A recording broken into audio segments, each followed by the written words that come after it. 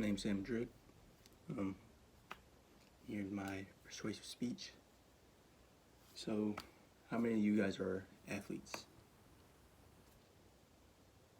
How many of you guys think you deserve to get paid for your sport? While smaller schools like D3, D2, and AIA don't bring as much revenue as D1 schools do,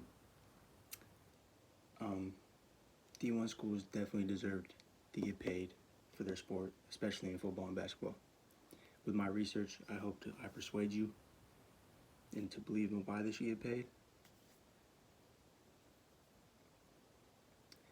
Division One players should be paid. It's pretty simple, especially in football and basketball. They bring in billions of dollars. They're billion-dollar companies. It's that simple. And football and basketball are the two biggest sports in D1 schools, without a doubt. Joe Nokera, who is a sports writer and author, said that schools have billion-dollar TV deals and team sponsors. Schools also have money for fancy jets and big training facilities, but the labor force, aka the players, get paid nothing. There's millions of views on TV and thousands of tickets sold. The Big House sells 110,000 tickets per game a year, with the cheapest ticket being $50. Michigan football games have had 65 million views throughout the whole season this past season, and I saw that on Twitter throughout the nation. Those stats are just from last year, just what I said. And you don't think players can't get a little bit of that money? Just like a tiny bit? Scholarships just isn't enough for athletes for the work that they put in. Veronica Majorel, who is a senior staff editor at the New York Times, said that many football and basketball programs put in over 60 hours a week of work. I don't doubt it. They got film, school, practice, and games on top of that. The NCAA said they take in about $800 million a year just from the March Madness tournament, and none of the players get that.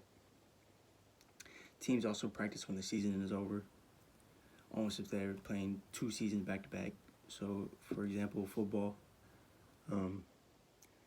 I know D1 schools, they have spring games, and they practice for that.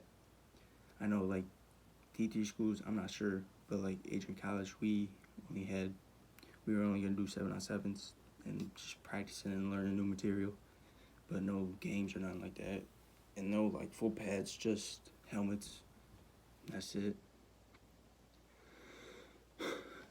The schools use an athlete's image to profit.